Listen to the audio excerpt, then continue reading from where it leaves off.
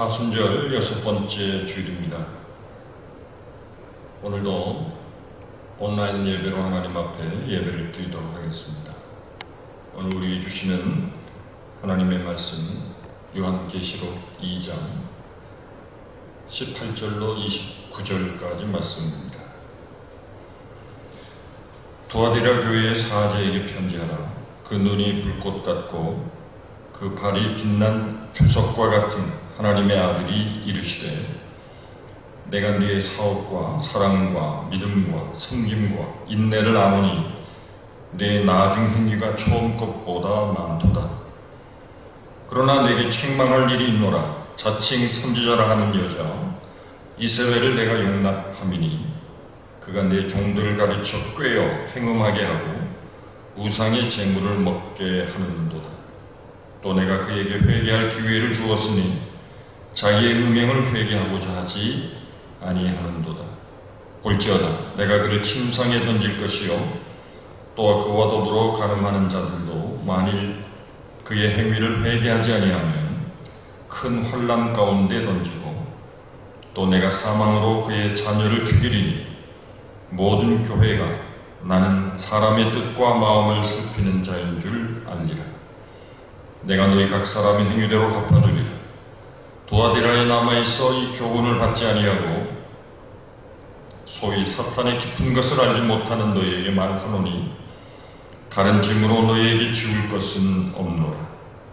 다만 너희에게 있는 것을 내가 올 때까지 굳게 잡으라. 이기는 자와 끝까지 내 일을 지키는 그에게 만국을 다스리는 권세를 주리니 그가 철장을 가지고 그들을 다스려 질그릇 깨뜨리는 것과 같이 하리라. 나도 아버지께 받은 것이 그러하니라. 내가 또 그에게 새벽별을 주리라. 귀 있는 자는 성령이 교회들에게 하시는 말씀을 들을지어다. 아멘. 지난 한 주간도 하나님 은혜 가운데 평안하셨는지요?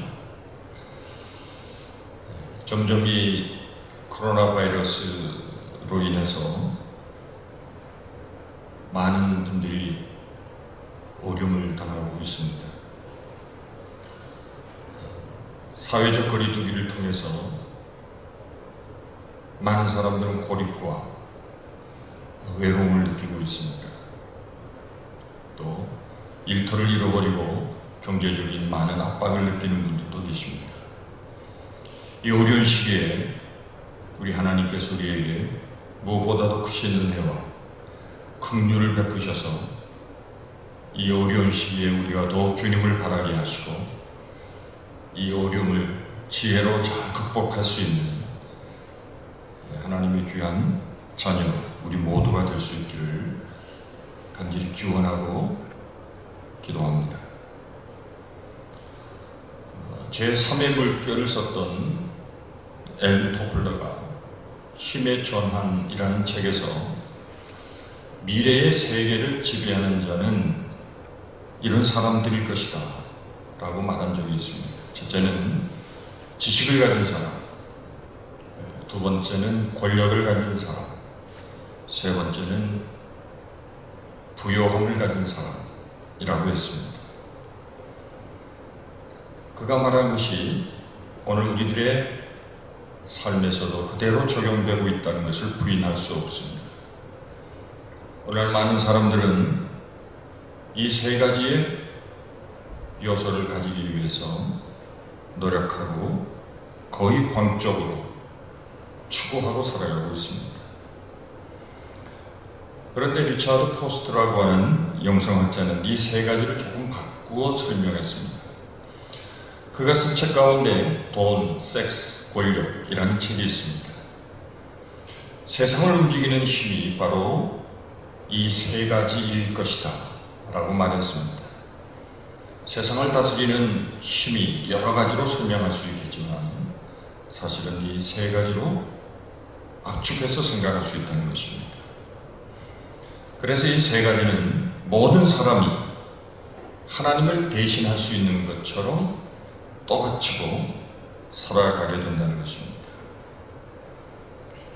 그래서 저들이 마치 우리의 신이 되어서 우리의 삶을 지배하게 된다는 것이죠.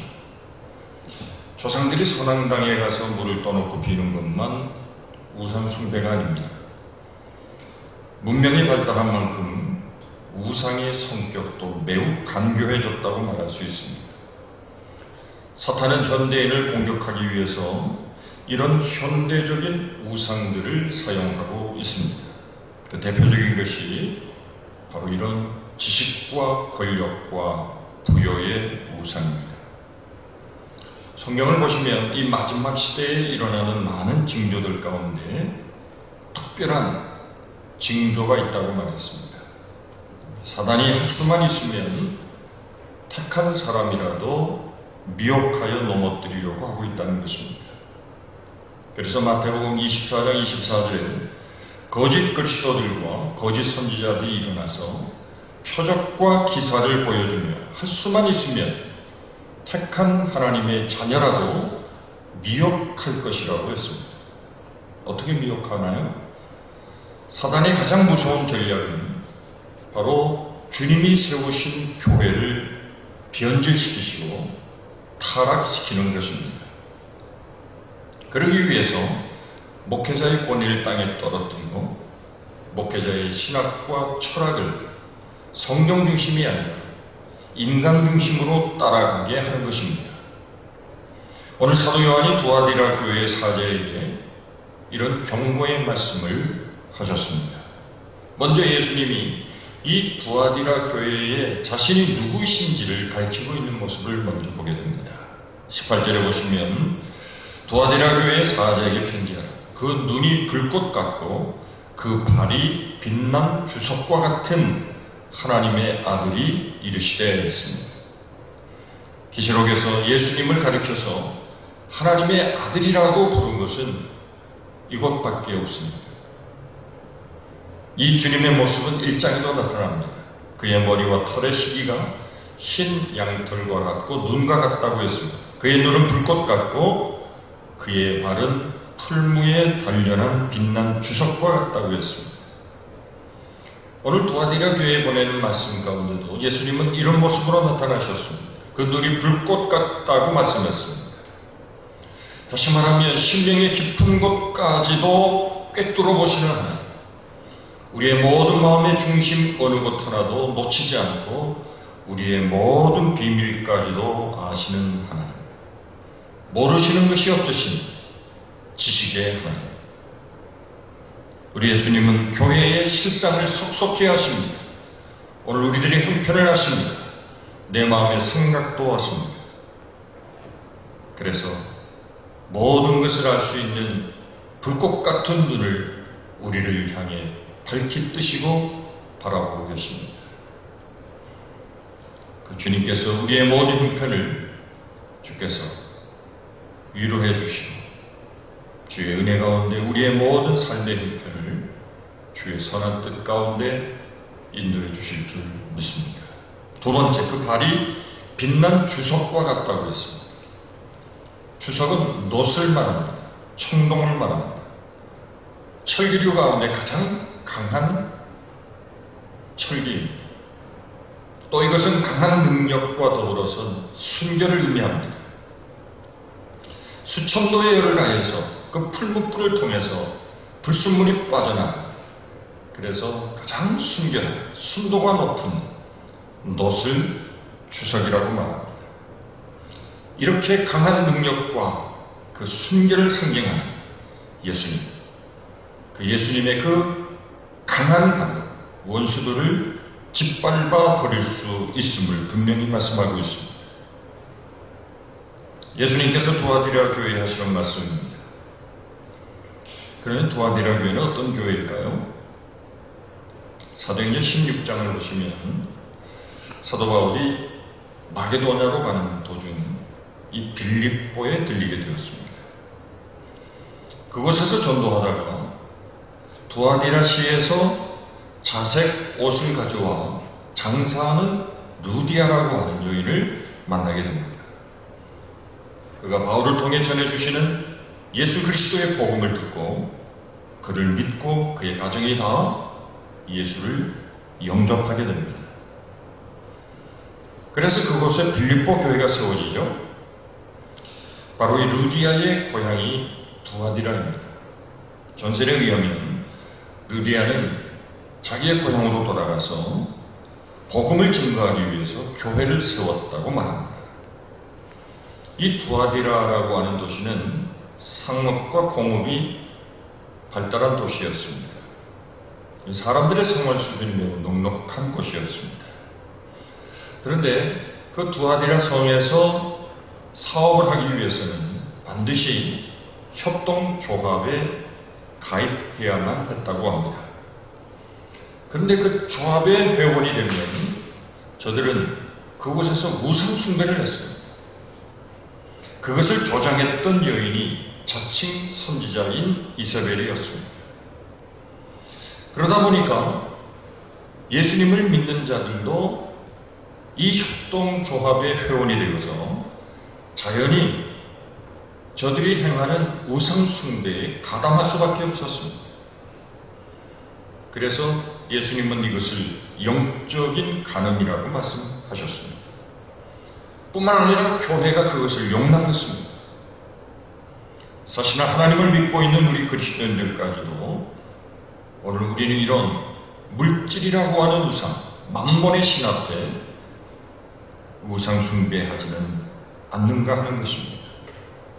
우리는 얼마나 권력 앞에 자유로운지, 우리는 얼마나 이 물질에서부터 자유함을 누리고 살아가는지, 혹 우리는 우상 숭배자는 아닌지 우리들 자신을 한번 자문해보고 바라볼 필요가 있습니다.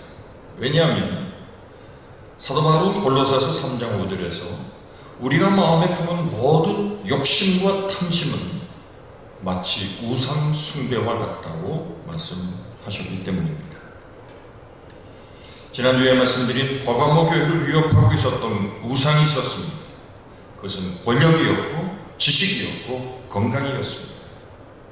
이것이 저들의 우상이 되었습니다.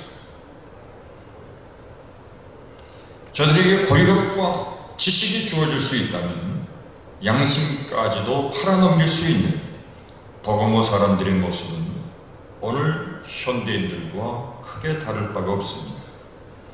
저들은 병을 고치기 위해서, 건강을 되찾기 위해서 에스클레피오니에 찾아가서 그 신 앞에 절을 하고 기도하는 이 버가모 사람들의 모습이나 병을 고치기 위해서 성경적이지 못한 치유의 수단도 여전히 받아들이며 그 영혼을 파는 오늘날 그리스도인들의 모습과 무엇이 다르겠습니까?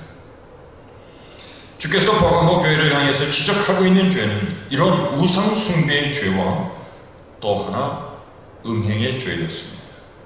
그런데 이 두 가지가 두아디라 교회를 향해서도 동일하게 지적되고 있다는 사실입니다. 20절에 보시면 내게 책망할 일이 있다고 말했습니다. 자칭 선지자라 하는 여자 이세벨을 내가 용납함이니 그가 내 종들을 가르쳐 꿰어 행음하게 하고 우상의 재물을 먹게 하는도다 했습니다.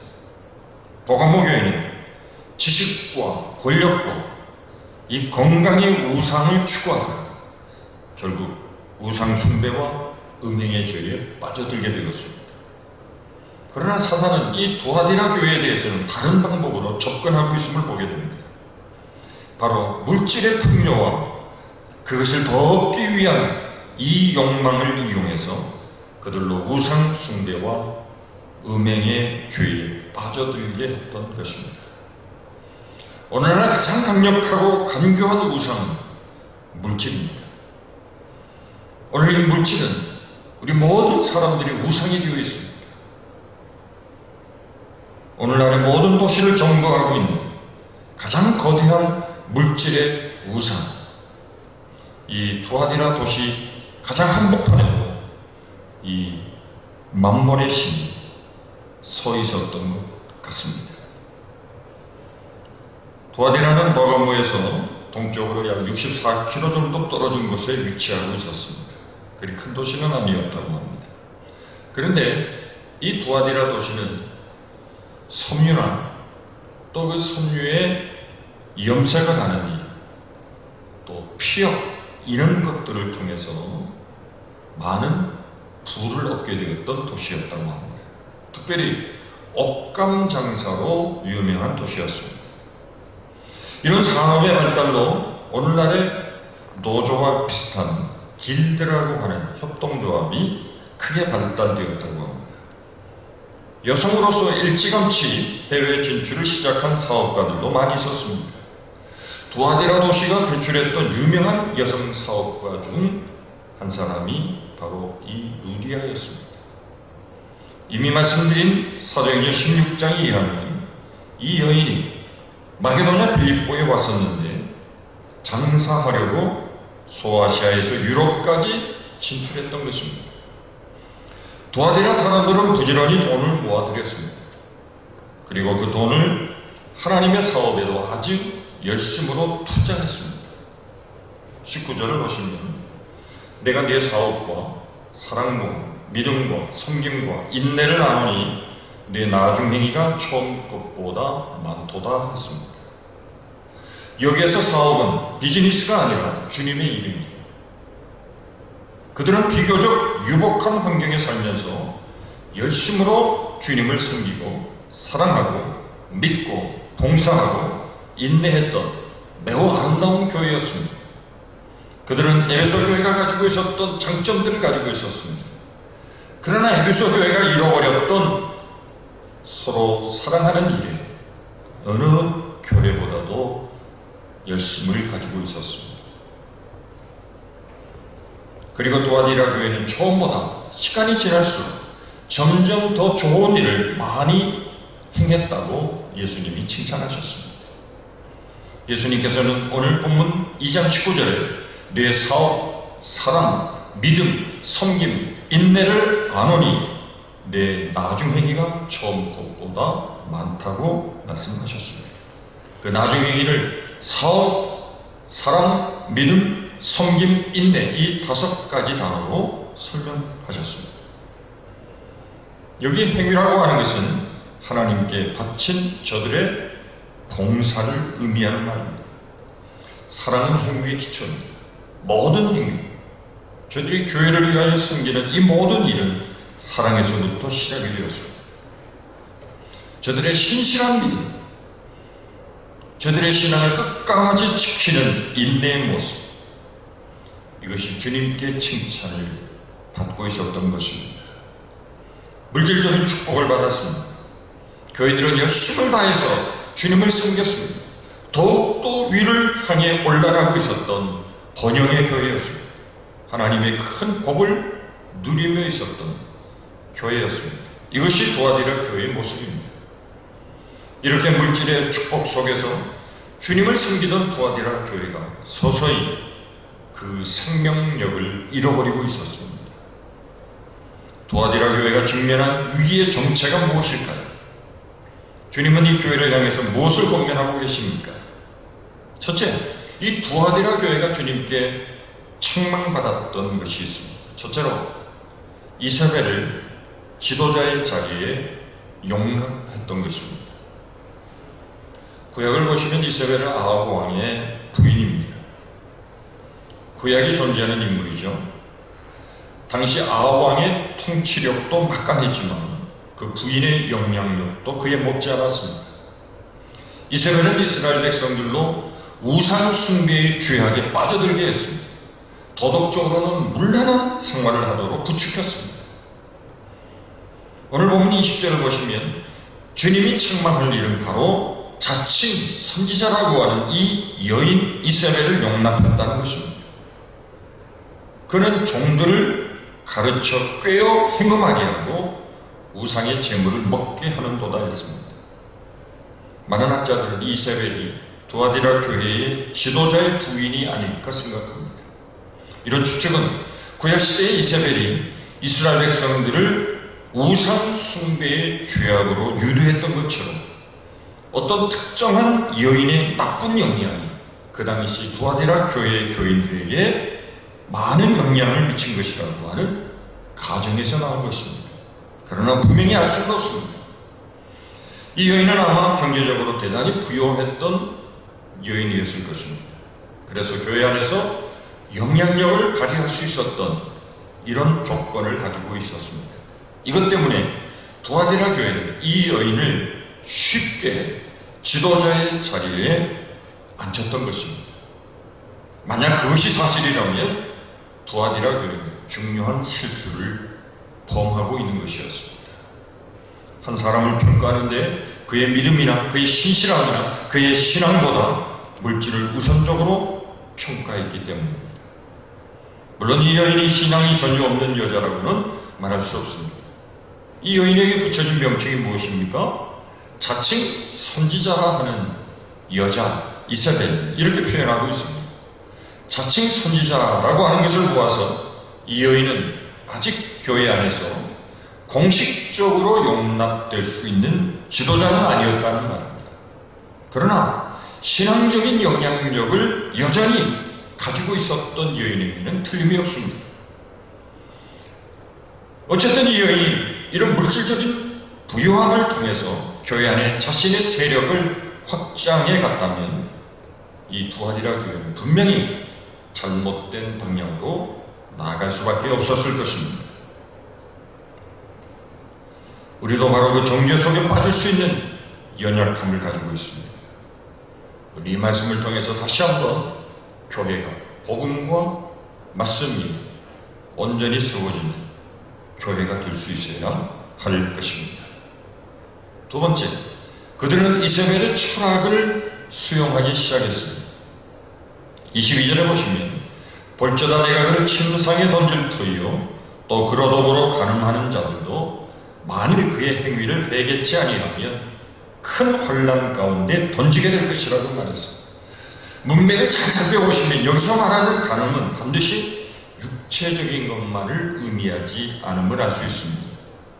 이 여인이 잘못된 사상, 잘못된 생각, 잘못된 철학을 동조해가고 그리고 그것을 따라가는 이 모습을 영적인 음행, 이렇게 표현했다는 것으로 생각해 볼 수 있습니다. 23절에 보시면 또 내가 사망으로 그의 자녀를 죽이리니 했습니다.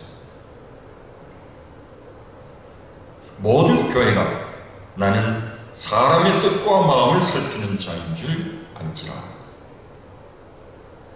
이세벨의 잘못된 신앙, 저의 사상을 수용하는 사람들이 점점 많아지고 있었다라고 하는 것을 추측해 볼 수 있습니다. 그러면 이 이세벨의 잘못된 사상, 그의 생각이 무엇이었을까요? 대부분 성경학자들은 이렇게 말합니다. 두아디라 도시가 자랑하고 있었던 것은 이미 말씀드린 대로 저들의 산업이 잘 되고 부흥해 가면서 협동조합을 만들었습니다. 그래서 장사를 더 잘하기 위해서는 특별한 절기마다 이 조합원들이 모여서 한 가지 큰 행사를 벌였는데 그것이 바로 신에게 제사를 드리는 일이었습니다. 당시 저들이 섬기던 신은 제우스의 아들인 아폴로였습니다.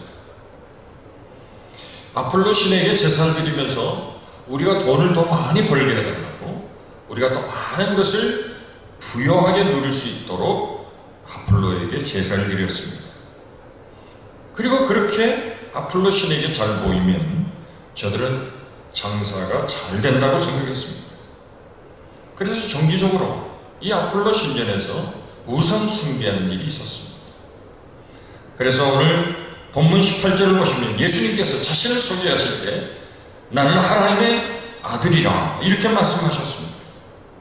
천지 만물, 이 세상 모든 것을 주장하시는 분은 아폴로 신이 아니라 바로 하나님의 아들이신 예수 그리스도이심을 말씀하고 있습니다. 이들이 제우스의 신 아폴로에게 숭배하는 이 의식이 끝나게 되면 술과 포도주로 파티를 열고 그리고 여자들을 불러서 음행을 행했습니다. 이 일에 당시 그리스도인들이 동참하고 있었다는 것입니다.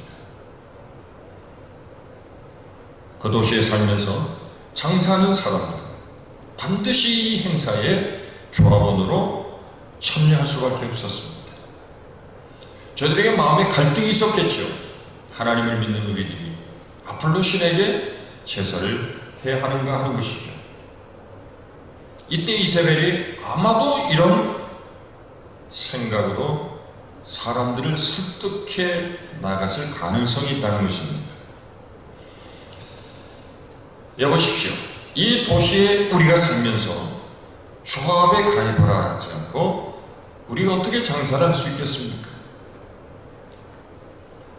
우리가 문화적으로, 관습적으로 절 한번 한다고 해서 우리의 신앙이 그렇게 더럽혀지거나 타락한다고 생각하지 마십시오. 우리가 그저 열심히 돈을 벌어서 교회에 많이 헌금하면 우리는 하나님을 기쁘시게 할 수 있는 것일 것입니다. 아마도 이런 생각이 당시 저들이 행했던 우상 숭배를 합리화할 수 있는 이세벨의 조언이 아니었나 그렇게 생각이 듭니다. 상당히 많은 사람들이 이 도시에서 이윤을 취하기 위해서 이 이세벨의 생각에 동조하기 시작했습니다. 그러면서 교회 안에 많은 사람들을 거느리기 시작한 것입니다. 이것은 단순히 옛날 이야기로만 치부될 수 없는 것입니다. 오늘 돈을 벌기 위해서, 이익을 얻기 위해서는 수단과 방법을 가지지 않아도 좋다는 사고방식이 우리 그리스도인들 가운데도 여전히 존재하고 있다는 것입니다.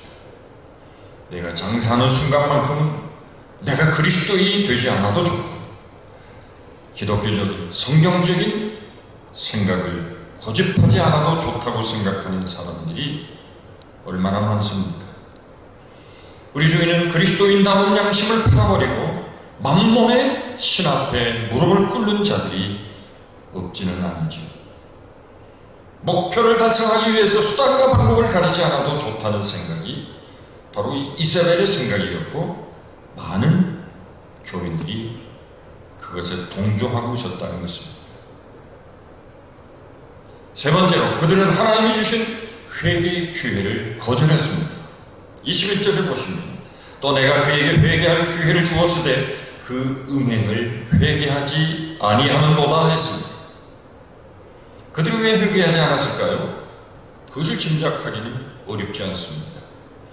그들에게는 하나님 앞에서 맑은 양심을 지키는 것보다 권력과 황금을 얻는 것에 더 열심을 가졌기 때문이었습니다. 하나님과의 바른 관계는 그리 급한 문제가 아니었습니다. 당장 눈에 보이는 현실적이고 감각적인 일이 급해 보이기 때문에 거기에 매달리게 되었습니다. 그러면서 서서히 자신들의 신앙이 변질되고 부패해 나가기 시작한 것입니다. 여기서 우리는 만몬의 신, 물질의 위력이 가져다주는 그 추악함을 볼 수 있습니다. 회개할 기회를 주셨지만 그 회개를 거절했던 두아데라 교회의 비극이 오늘 우리의 비극이 되어서는 안 될 것입니다. 다시 예수님은 경고의 말씀을 하십니다. 오늘 본문 22절, 23절에 두 가지의 경고가 나옵니다. 벌죄다 내가 그를 침상에 던질 것이라고 했습니다. 그 행위를 회개하지 않으면 더 큰 혼란 가운데 던지고 사망으로 그의 자녀를 죽이게 될 것이라고 했습니다. 너무도 엄중하고 무서운 말씀입니다. 침상에 던진다는 것은 병이 들게 한다는 말입니다. 그래도 듣지 않으면 23절에는 사망으로 그의 자녀를 죽이겠다고 말씀하셨습니다. 질병과 사망은 종종 하나님께서 자신의 사랑하는 자녀들을 깨닫게 하기 위해서 사용하시는 하나님의 수단입니다. 고린도전서 11장 30절을 보시면 이러므로 너희 중에 약한 자와 병든 자가 많고 잠자는 자도 좁지 아니하니 였습니다. 이 말씀의 배경은 성만찬에 관한 말씀을 하실 때 하신 것입니다. 성만찬은 하나님과 나와의 관계가 바른 관계에 있는지 영적으로 자신을 성찰하고 자기를 바라보는 시간입니다. 예수님은 나 같은 죄인을 위하여 저 십자가에서 그 몸을 우리에게 주시고 피를 아낌없이 쏟아주시기까지 우리를 사랑하십니다. 우리를 모든 죄와 사망의 권세로부터 구원해 주셨는데 우리는 이 성찬을 떼면서 주님의 그 사랑, 주님의 그 구속의 은혜, 그로 말미암아 하나님의 자녀된 우리들, 주님의 지체된 우리들이 진실로 그분의 뜻을 따라 살아가고 있는지 우리의 자신을 돌아보는 시간입니다. 그런데 깊이 자신을 살피지 않고 타락하고 변질되고 부패해가는 모습으로 여전히 남아있게 된다면 하나님은 그 사랑하는 자녀들을 징계하시기 위하여 채찍을 드신다는 겁니다. 이 징계는 반드시 구원받은 하나님의 자녀들에게만 주시는 것입니다. 그래서 고린도전서 11장 30절에 이 징계의 세 가지의 단계로 설명하고 있습니다. 처음에는 약하게 하십니다. 내 몸이, 내 건강이 갑자기 무너지게 되면 혹시 나를 사랑하시는 하나님의 징계의 채찍은 아닌가? 우리 자신을 돌아볼 필요가 있습니다. 그래도 깨닫지 못하면 침상에 눕게 하십니다. 곰곰이 누워 생각해 보라는 것이죠. 그래도 듣지 않으면 사망으로 우리를 다스릴 것이라는 겁니다. 더 이상 우리는 하나님의 영광을 나타내지 못한다면 하나님께서 우리를 이 세상의 빛과 소금으로 많은 사람들에게 주의 복음과 말씀의 영향을 드러내고 그 역할을 하도록 하셨지만 그 사명을 감당치 못할 때 우리의 생명까지도 거두가시는 것입니다. 우리를 침상에 눕게 하시고 목숨까지도 앗아가시겠다고 경고하시는 이 하나님의 엄중한 책망 앞에 설 수 있어야 됩니다. 회개할 기회를 놓치지 말아야 합니다. 오늘 보면 25절에 다만 너에게 있는 것을 내가 올 때까지 굳게 잡으라 말씀하십니다. 그 앞절에서 다른 짐으로 너에게 지울 것이 없노라 그렇게 말씀하셨죠. 그들이 갖고 있었던 것, 그것은 주님께서 칭찬하셨던 사업, 사랑, 믿음, 섬김, 인내, 이것을 말하는데 이것에서 더 욕심을 내지 말라는 것입니다. 우리가 언제 잘못되나요? 무언가 더 가지기 위해서, 무엇인가 더 얻기 위해서 내 능력을 뛰어넘어 하지 말아야 할 것을 행할 때 우리는 종종 실패와 좌절을 경험하지 않습니까? 예수님을 믿고 하나님을 나의 주로 아버지로 섬기면서 무엇을 더 욕심내려 하십니까?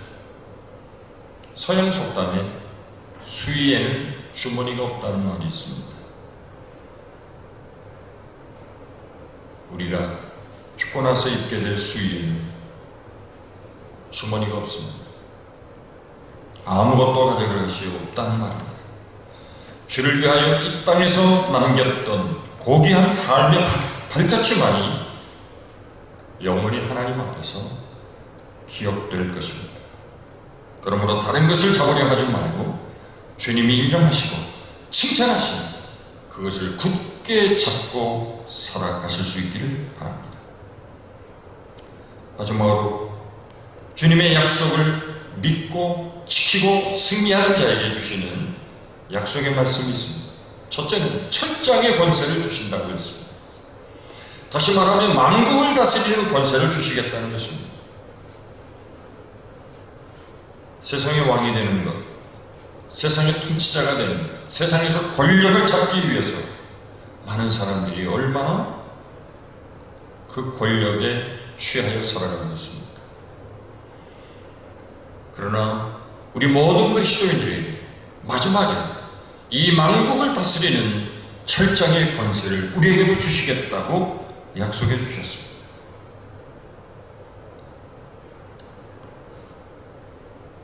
우리에게 주시는 이 철장은 마치 질그릇을 깨버리는 것과 같은 권세라고 했습니다. 이것이 무슨 말씀일까요? 사탄의 권세를 끝장내는 하나님의 권세가 우리에게 주어질 것이라는 말씀입니다. 상상해 보시죠. 질그릇을 쇠몽둥이로 내리치면 산산조각이 나고 말 것입니다. 다 깨어져 버릴 것입니다. 쉽게 무너지고 깨어집니다. 이처럼 주께서 우리에게 주신 이 철장의 권세를, 사단의 권세를 깨버리는 그날이 우리에게 오게 될 것이라는 것입니다. 지금 우리는 다소의 고난의 시간을 살아가고 있습니다. 그러나 언젠가 우리는 주님이 다시 오시는 그날, 이 사단의 모든 권세를 깨어버리고 영원히 주와 함께 이 땅을 다스리는 하나님의 귀한 은혜가 우리에게 함께할 것을 분명히 믿습니다. 우리가 경험한 이 세상의 역사의 교훈은 아주 분명합니다. 악은 멸망한다는 것입니다. 당장 승리하는 것 같이 보입니다. 악이 번성하고 악한 자가 잘 되는 것 같이 보이지만 절대 아닙니다. 악의 세력과 악의 권력은 반드시 망하게 되어 있습니다. 왜 그렇습니까? 이 세상을 공의로 심판하시는 하나님이 살아계시기 때문입니다. 찬송가 가운데도 악이 비록 성하여도 진리도 강하다. 진리 따라 살아갈 때 어려움도 당하다. 우리 가는 그 앞길에 어두운 장막 덮쳐도 하나님이 함께 계셔 항상 지켜주시리. 자신이 나중에 주님과 함께 만국을 다스릴 자라고 하는 것을 안다면 이 땅에서 시시한 권력 앞에 무릎 꿇을 필요가 없습니다. 두 번째는 새벽별과 같은 은혜를 주시겠다고 했습니다. 히브리 사람들은 새벽별을 새로운 시대의 도래, 새로운 세계의 열림이라고 생각합니다. 또 구약에서 이 별이라고 하는 것은 언제나 새로운 왕의 도래를 말하기도 합니다. 새로운 나라의 왕, 새로운 시대의 왕, 바로 이 새벽별과 같은 분이 누구십니까? 계시록 22장 16절을 보시면 그 새벽별은 그리스도라고 말했습니다. 새로운 세대의 왕, 다가올 새 시대의 왕, 저 영원한 나라의 왕이신 새벽별이신 그리스도를 우리에게 주실 것을 약속해 주셨습니다. 우리는 주님과 함께 만국을 다스릴 자들입니다. 우리가 온 세상을 다스릴 바로 우리 주 예수 그리스도의 참된 제자임을 안다면 우리는 이 세상에서 조그만 것 하나를 더 얻기 위해서 발버둥칠 필요가 있겠습니까? 저는 오늘 그리스도인들이 신앙생활을 하면서도 지나치게 물질의 노예가 되어 간다는 것은 참된 의미의 내세의 신앙이 없기 때문이라고 생각합니다.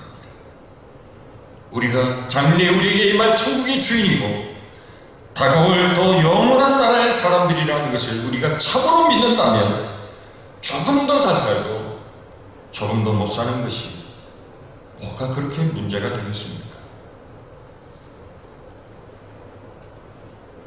주께서 우리를 위해 예비한 나라가 있음을 믿고 이 나라의 영원한 주인이신 그리스도가 내 삶의 주인이 되셨다면 욕심내지 마십시오. 주님으로 만족하십시오.